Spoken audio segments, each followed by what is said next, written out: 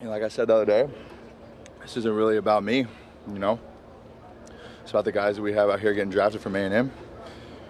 But to be a part of it, Christian worked out with me in LA a couple weeks ago. I was like, who's throwing to you guys? And then really, to start things off, I need to say thanks to Jimbo, Coach Fisher.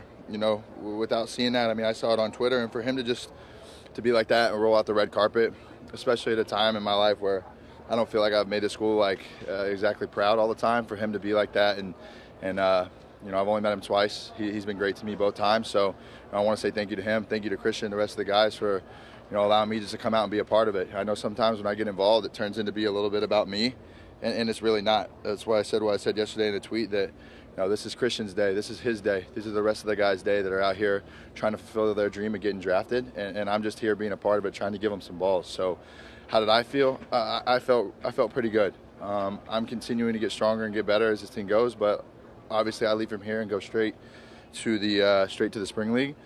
So I'm ready to go. I haven't felt this good in a long time, from a mental standpoint and from a physical standpoint. But I felt like the ball came out really well today. Short on one post that'll sit and eat at me for a little bit, and one low ball to Kirk. But other than that, it's another workout, another day. How do you think the current Aggies did, guys like Christian, Kirk, David Rattler? I thought they all did really well. At least the receivers and the running backs we had. I think we only saw maybe two or three balls hit the ground the entire time. So, that's all you can really ask for in a setting like that. Johnny, how different did this feel the second time around? Can you speak up? How different did this feel the second time around? I did tell my agent, my dad, that I would like to officially announce that I'm retiring from all pro days moving forward, and I will not be doing any more.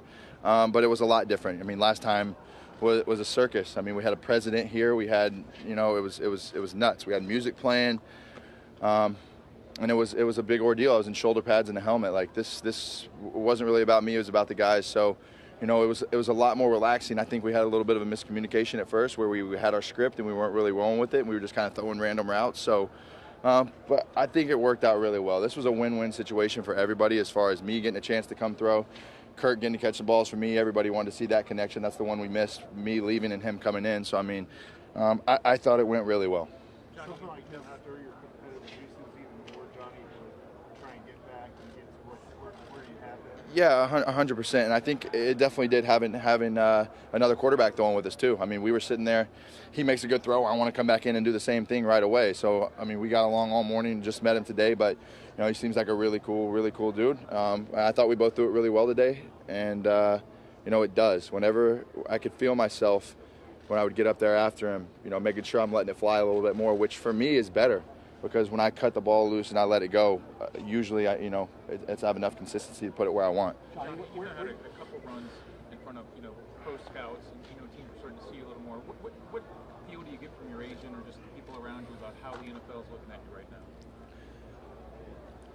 I blocked it off, so I can't do anything. I can't stress about it. All I can do is make sure I'm where I need to be, where I'm at mentally, where I'm at physically, and when I get a chance to go to the spring league, being there doing the film stuff, getting back into the really real football stuff. It's not just coming out and throwing and working out. That's great. That's part of it. That's step one. But then there's the film, there's the coverage, there's everything else that comes with being in the building. That's what the spring league gives me a little bit of. A practice setting. What's it like when you have 5 linemen and the tight end connected, and you're doing run plays and carrying out your fakes and throwing with guys getting covered. So I think that's the biggest thing. So all I can do is really just block it off. And if something pops up, it pops up. And if not, and I don't get the opportunity to go back, I'm gonna go play in the CFL, and things are gonna be fine. And one way or another, one day down the line, I'll get back to exactly where I want to be, because I'm not going to stop until I do. Do you have a timeline on that? Are you going to wait for till training camp time, or do you wait till week 1 of NFL season before you make a decision? I haven't given it a timeline yet. It's been focused to get to tomorrow, 3/28/18, to get to the first day of practice and get to the spring league. I obviously didn't know this was popping up, so I'm not putting a timetable on it just yet. I think we'll feel it out a little bit as it goes after the spring league, and see. The quarterback market itself has to play itself out. There's still a bunch of guys that are unsigned.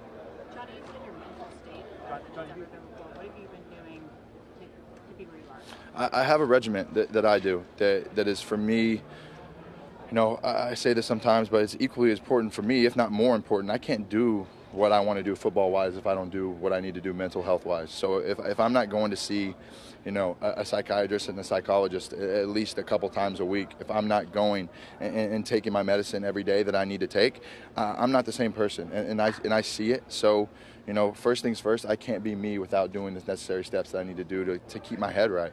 And that's just a fact. Like, it took me a while to really overcome that and get where I felt like I was comfortable with it. But when I did, I started seeing an improvement in all aspects of my life. And the people that I have around me, from my wife to my dad, to my sister, to all the people that I have here with me, my agent, my advisor, everybody, like, I have a good team around me, and I've cut off a lot of the leeches that have been around me in my life, and it was really needed and really necessary.